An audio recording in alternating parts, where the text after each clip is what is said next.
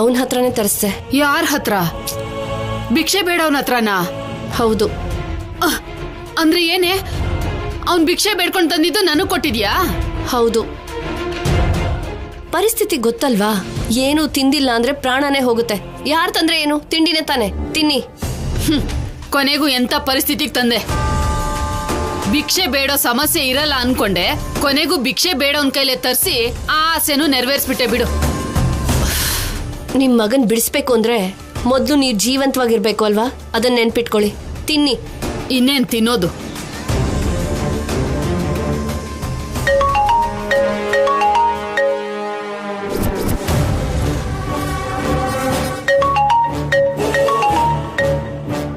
Hello ಅಮ್ಮ,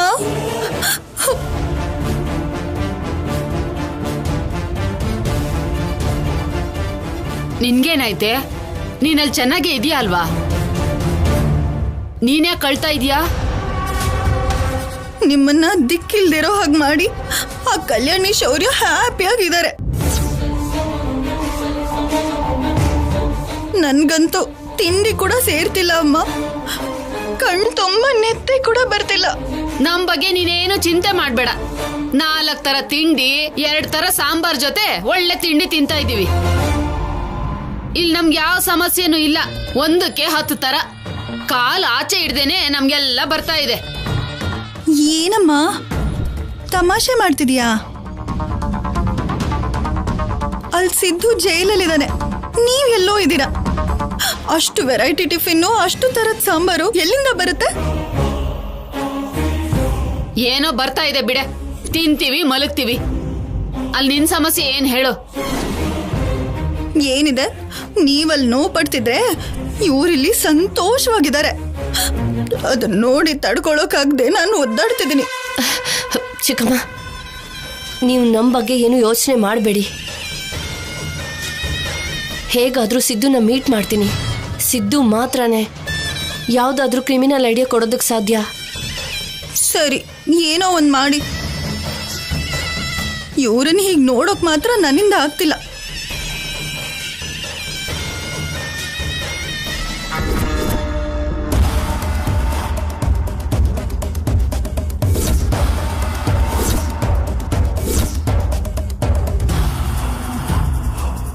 ಅದ್ಗೆ ನನ್ನ ನೋವು ನಂಗೆ ಗಂಡಂಗೆ ಕೂಡ ಅರ್ಥ ಆಗಲ್ಲ.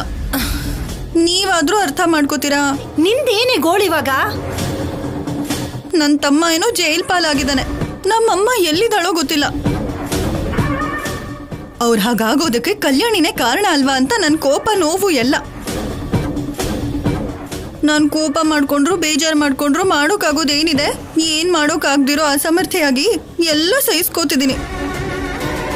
ನನ್ನಿಂದ ಏನಾಗಿಲ್ಲ ಅಂದ್ರು ನಮ್ ದಮಯಂತಿ ಅತ್ತಿಗೆ ಇದಾರಲ್ವಾ, ಚಾಮುಂಡಿ ಅವತಾರ ಎತ್ತಿ ಏನ್ ಬೇಕಾದ್ರೂ ಮಾಡ್ತಾರೆ ಅಂತ ಅನ್ಕೊಂಡಿದ್ದೆ.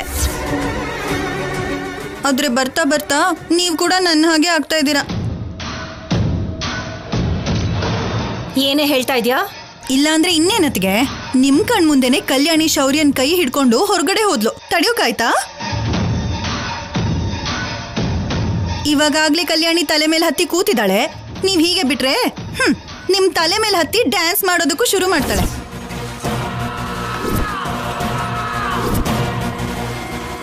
ನೋಡಿದ್ರಿ ಅಲ್ವಾ, ಶೌರ್ಯ ಕೂಡ ಕಲ್ಯಾಣಿ ಅಂದ್ರೆ ಪ್ರಾಣ. ಕಲ್ಯಾಣಿಗೋಸ್ಕರ ನಿಮ್ಮ ಮಾತನ್ ಕೂಡ ಬೇಡ ಅನ್ನೋ ಪರಿಸ್ಥಿತಿಗೆ ಬಂದಿದ್ದಾನೆ. ಮಗ ತಾಯಿ ಮಾತನ್ನ ಕೇಳೋವರೆಗಷ್ಟೇ ಯಾವ ತಾಯಿಗಾದ್ರೂ ಬೆಲೆ ಇರೋದು. ಆ ಬೆಲೆ ಹೋಯ್ತು ಅನ್ನೋದು ನಿಮ್ ಮುಖ ನೋಡ್ತಿದ್ರೇನೆ ಗೊತ್ತಾಗ್ತಿದೆ. ನನ್ ಮಗನ್ನ ಇಷ್ಟೆಲ್ಲ ಬದಲಾಯಿಸ್ತಾಳೆ ಅಂತ ಅನ್ಕೊಂಡಿರ್ಲಿಲ್ವೇ? ಬದಲಾಯಿಸ್ತಾಳೆ. ನಿಮ್ಮಮ್ಮನೇ ತನ್ನ ಅಮ್ಮನಾಗಿ ಮಾಡ್ಕೊಂಡಿರೋ ಅನುಪಮ ಅಮ್ಮ ಬೆಳೆಸಿರೋಳಲ್ವಾ, ಯಾರನ್ನಾದ್ರೂ ಬದಲಾಯಿಸ್ಬಿಡ್ತಾಳೆ. ಈ 4 ತಿಂಗಳು ದೂರ ಇದ್ರೂ ಕೂಡ ಅವ್ರನ್ನ ಇನ್ನೂ ಹತ್ರ ಮಾಡ್ತೇ ಹೊರತು ದೂರ ಮಾಡ್ಲಿಲ್ಲ. ಅವ್ರ ಹಾಗೆ ಏನೋ ಹೊಸದಾಗಿ ಮದ್ವೆ ಆಗಿರೋ ನೂತನ ದಂಪತಿಗಳ ಹಾಗೆ ಪಾರ್ಕ್ ಸುತ್ತ ತಿರ್ಗೋ ಪ್ರೇಮ ಪಕ್ಷಿಗಳ ಹಾಗೆ ತಿರುಗ್ತಿದ್ರೆ ಕಷ್ಟನೇ ಅತ್ಗೆ. ಏನ್ ಮಾಡ್ಬೇಕು ಅಂತ ಅರ್ಥ ಆಗದೆ ಇರೋದಕ್ಕೆ ಕಣೆ ತಲೆ ಚಚ್ಕೋತಾ ಇರೋದು. ಬೇರೆ ಮಾಡ್ಬೇಕು. ಅವರಿಬ್ರು ಒಂದಾಗಿರೋವರೆಗೂ ಬಲ. ಅದೇ ಇಬ್ರನ್ನ ಬೇರೆ ಮಾಡಿದ್ರೆ ಆ ಬಲ ನಂಬಲ ಆಗತ್ತೆ ಅತ್ಗೆ. ನೋಡ್ತಿದ್ಯಲ್ಲ, ಅವ್ರನ್ನ ದೂರ ಮಾಡ್ಬೇಕು ಅಂದ್ರೆ ಆ ದೇವ್ರೇ ಬರ್ಬೇಕು, ಇಲ್ಲ ಅಂದ್ರೆ ಏನಾದ್ರೂ ಅದ್ಭುತ ನಡಿಬೇಕು. ನಮ್ ಕೈಲಿ ಮಾಡಕ್ಕಾಗೋ ಅಂಥದ್ದು ಏನೂ ಇಲ್ಲ.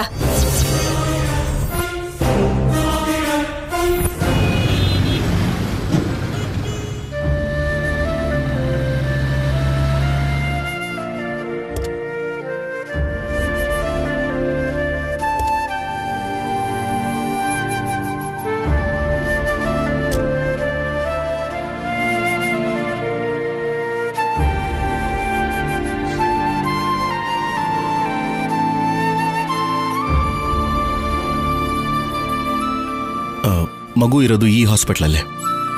ಹೌದಾ?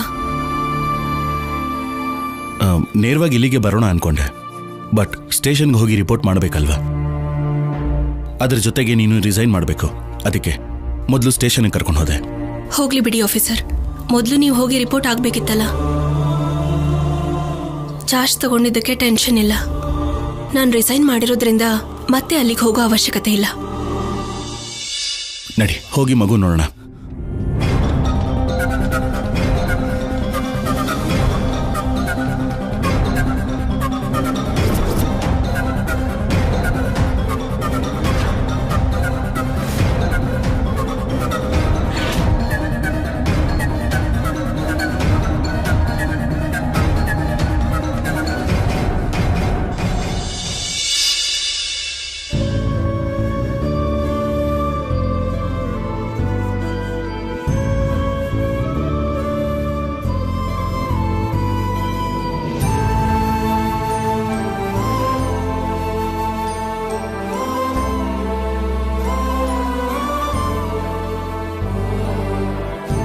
ಏನಮ್ಮ, ಹೇಗಿದೆಯಾ ಇವಾಗ?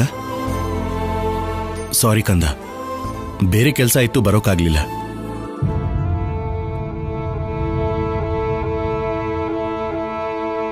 ನಮಸ್ಕಾರ ಡಾಕ್ಟರ್. ನಮಸ್ತೆ. ರೆಗ್ಯುಲರ್ ಡಾಕ್ಟರ್ ಇಲ್ವಾ? ಸರ್ ಲೀವಲ್ಲಿ ಇದ್ದಾರೆ, ಅದಕ್ಕೆ 2 ಡೇಸ್ ನನಗೆ ಅಟೆಂಡ್ ಮಾಡೋದಕ್ಕೆ ಹೇಳಿದ್ದಾರೆ. ಓಕೆ. ಅದು ಸರ್, ಇನ್ನೊಂದು ತಿಂಗಳಲ್ಲಿ ಆಪರೇಷನ್ ಮಾಡಬೇಕು. ಆಮೇಲೆ ಆಲ್ಮೋಸ್ಟ್ ಮಗುಗೆ 90% ಕ್ಯೂರ್ ಆಗೋಗುತ್ತೆ.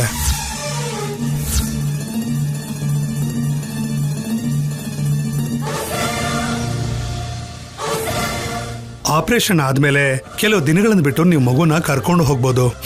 ಸರಿ ಡಾಕ್ಟರ್.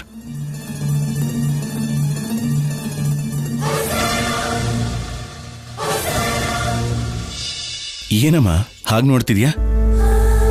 ಓ, ಯಾರು ಅಂತನಾ? ಅಮ್ಮ.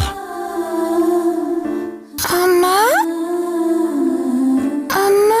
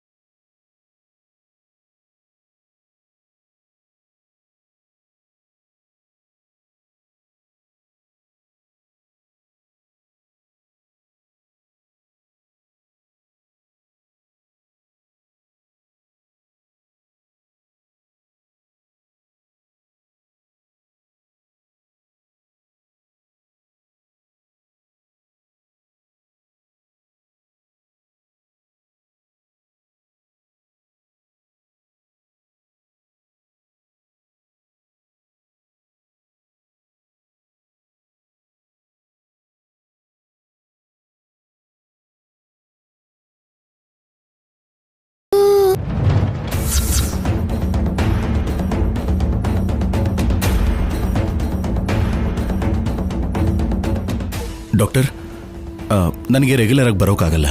ಡಾಕ್ಟರ್ ಹೇಳಿದ್ದಾರೆ, ಮಗು ಬಗ್ಗೆ ನೀವೇನು ಟೆನ್ಷನ್ ಮಾಡ್ಕೋಬೇಕಾಗಿರೋ ಅಗತ್ಯ ಇಲ್ಲ. ನಾವು ಮಗುನ ಹುಷಾರಾಗಿ ನೋಡ್ಕೋತಿದ್ದೀವಿ.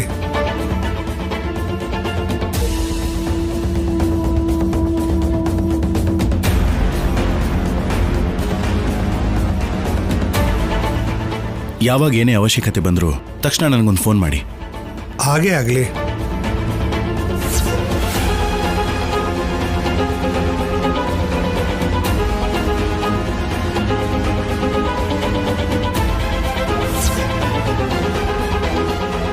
ಬೇಗ ನಿನಗೆ ಆಪರೇಷನ್ ಮಾಡ್ತಾರಂತೆ. ಆಮೇಲೆ ನಮ್ಮ ಮನೆಗೆ ಹೋಗ್ಬೋದು. ಅವಾಗ ಅಮ್ಮ, ನೀನು, ನಾನು 3 ಜನನು ಸೇರಿ ಜಾಲಿಯಾಗಿ ಹೊರಗಡೆ ಹೋಗ್ಬೋದು. ಸರಿನಾ? ಅಪ್ಪ ಬಂದ್ರು ಬರ್ದೇ ಇದ್ರು ಸಮಯ ನೋಡ್ಕೊಂಡು ನಾನು ಬರ್ತಾ ಇರ್ತೀನಿ. ಹೌದು ಕಲ್ಯಾಣಿ, ಆಪರೇಷನ್ ಆಗೋವರೆಗೂ ಅವಾಗವಾಗ ನೀನು ಬಂದು ನೋಡ್ಕೋತಾ ಇದ್ರೆ ಚೆನ್ನಾಗಿರುತ್ತೆ. ಬರ್ತೀನಿ ಬಿಡಿ ಆಫೀಸರ್. ನಿಮ್ಗಾಗಲ್ಲ ಅಂದಾಗ ಹೇಳಿ, ನಾನು ಬರ್ತೀನಿ.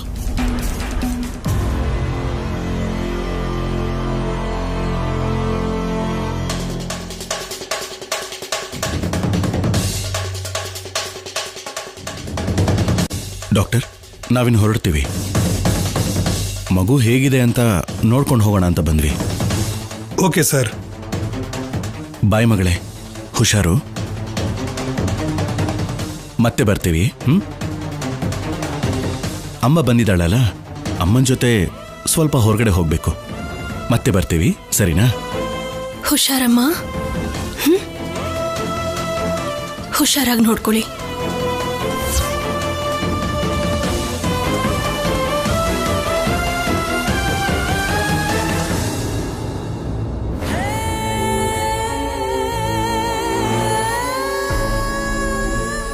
ಈ ಮಗು ಯಾರು? ಸರಿ ಬಿಡು, ಸಿದ್ದು ಹೇಳಿದನಲ್ಲ ಸುಮ್ಮನೆ ತಲೆ ಕೆಡ್ಸ್ಕೋಬೇಡ ಅಂತ. ಸೈಲೆಂಟ್ ಆಗಿದ್ರೆ ಬೆಟರ್.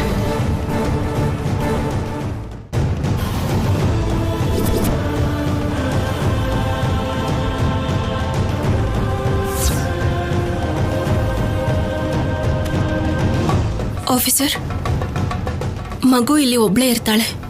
ಮಗುಗೆ ಆ ಸಂಪದ ಅವರಿಂದ ಏನಾದ್ರು? ನೋನು, ಅಂಥ ಭಯ ಏನೂ ಇಲ್ಲ. ಈ ಹಾಸ್ಪಿಟ್ಲಲ್ಲಿ ಮಗು ರೂಮಲ್ಲಿ 4 CC ಕ್ಯಾಮೆರಾಗಳಿವೆ. ಅಷ್ಟೇ ಅಲ್ಲದೆ ಮಗು ಕೈಯಲ್ಲಿ ಒಂದು ಡಿವೈಸ್ ಇದೆ. ಅವಳ ಹತ್ರ ಯಾರೇ ಹೋದ್ರೂ ಅವ್ರ ಫೋಟೋನ ಸೇವ್ ಮಾಡ್ಕೊಳ್ಳುತ್ತೆ. So don't worry.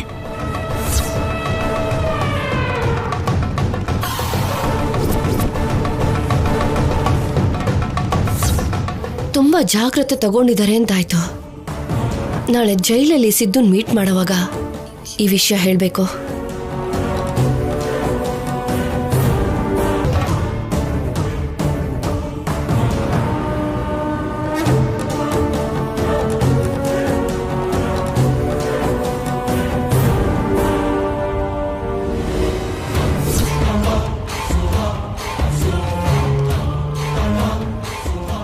ಸರಿ ಆಫೀಸರ್, ಹಾಗಾದ್ರೆ ನಾನು ಮನೆಗೆ ಹೋಗ್ತೀನಿ. ಓಯ್, ಎಲ್ಲಿಗೆ ಹೋಗೋದು? ಇಷ್ಟು ದೂರ ಬಂದಿದ್ದೀವಿ, ಸ್ವಲ್ಪ ಹೊತ್ತು ಹಾಗೆ ಹೊರಗಡೆ ಸುತ್ತಾರೋಣ. ಅಯ್ಯೋ ಬೇಡ, ಮತ್ತೆ ಅತ್ತೆ ಕೋಪ ಮಾಡ್ಕೋತಾರೆ. ಒಂದು ದಿನಕ್ಕೆ ಏನೂ ಆಗಲ್ಲ. ಇಷ್ಟು ದಿನ ಆದ್ಮೇಲೆ ಇಬ್ರು ಸೇರಿ ಹೊರಗಡೆ ಬಂದಿದ್ದೀವಿ. ಸ್ವಲ್ಪ ಹೊತ್ತು ಹಾಗೆ ತಿರುಗಾಡ್ಕೊಂಡು ಯಾವ್ದಾದ್ರು ಸಿನಿಮಾಗೆ ಹೋಗಿ ನೈಟಿಗೆ ಮನೆಗೆ ಹೋಗೋಣ. ನನ್ಗೂ ಆ ಥರ ಇರೋಕಿಷ್ಟ. ಆದ್ರೆ ಮನೆಯಲ್ಲಿ ಏನು ಪರವಾಗಿಲ್ಲ. ಮನೇಲಿ ಏನಾದರೂ ಹೇಳಿದ್ರೆ ಆಯ್ತು. ಬಾ ಬಾ ಬಾ, ಬೇಗ ಬಾ, ಕೂತ್ಕೋ.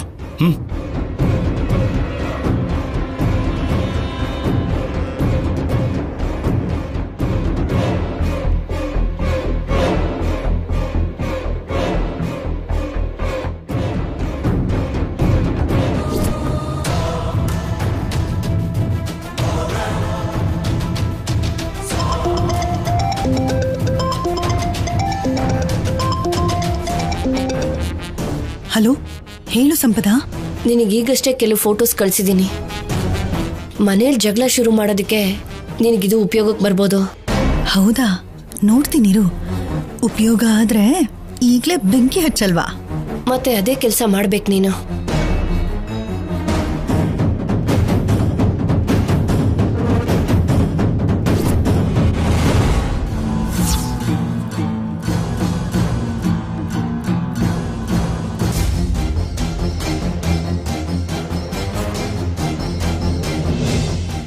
ಅತಿಗೆ ಎಲ್ಲ ನಾನು ಅನ್ಕೊಂಡಾಗೆ ನಡೀತಿದೆ. ಸ್ವಲ್ಪ ಕೂಡ ವ್ಯತ್ಯಾಸ ಕಾಣಿಸ್ತಿಲ್ಲ. ಏನ್ ನಡೀತಿದೆ? ಏನಿದೆ ಅತಿಗೆ? ಅನುಪಮ ಅಮ್ಮ ಮನೆ ಮುಂದೆ ಬಟ್ಟೆ ಅಂಗಡಿ ಇಟ್ಕೊಂಡಿದ್ದಾರೆ. ಇನ್ನೊಂದ್ ಕಡೆ ನೀವು ಪೆಟ್ಟಿ ಅಂಗಡಿ ಇಟ್ಕೊಳ್ಳೋ ಪರಿಸ್ಥಿತಿ ಬರೋ ಹಾಗಿದೆ.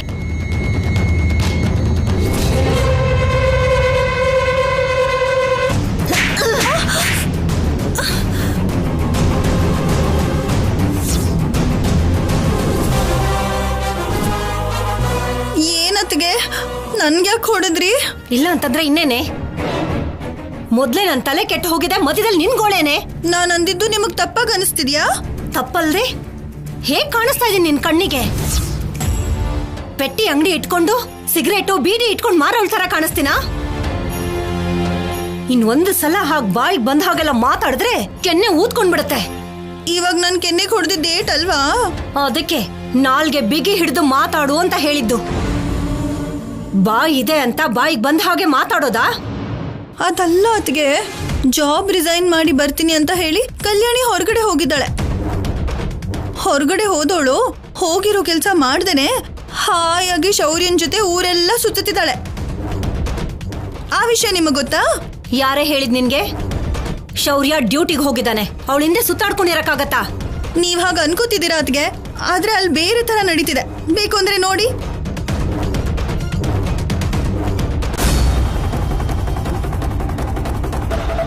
ನನಗೆ ರೆಗ್ಯುಲರ್ ಆಗಿ ಬರೋಕ್ಕಾಗಲ್ಲ. ಡಾಕ್ಟ್ರ್ ಹೇಳಿದ್ದಾರೆ ಮಗು ಬಗ್ಗೆ ನೀವೇನ್ ಟೆನ್ಷನ್ ಮಾಡ್ಕೋಬೇಕಾಗಿರೋ ಅಗತ್ಯ ಇಲ್ಲ. ನಾವು ಮಗುನ ಹುಷಾರಾಗಿ ನೋಡ್ಕೋತಿದೀವಿ.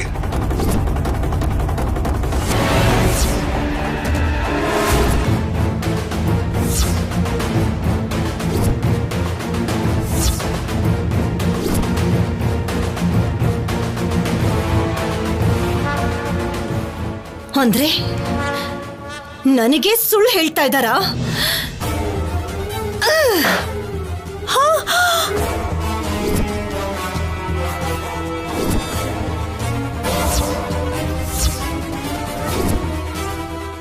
ಅಯ್ಯಯ್ಯೋ, ನನ್ ಫೋನು. ಇದಕ್ಕೆ ಬೆಂಕಿ ಹತ್ರ ಫೋನ್ನ ಇಡಬಾರ್ದು ಅಂತ ಹೇಳೋದು. ನೀನ್ ಕೇಳೋದಿಲ್ವಲ್ಲ? ಬೆಂಕಿ ಹತ್ರ ನಾನೆಲ್ಲಿಟ್ಟಿದ್ದೀರಿ? ಬೆಂಕಿಗೂ ನಮ್ಮ ಅಕ್ಕನ್ಗೂ ಏನಂತ ವ್ಯತ್ಯಾಸ ಇಲ್ಲ ಬಿಡು. ಮೊದ್ಲೇ ನನಗ್ ತಲೆ ಕೆಟ್ಟ ಹೋಗಿದೆ ಕಣೋ, ನೀನ್ ಮತ್ತೆ ತಲೆ ಕೆಡಿಸ್ಬೇಡ.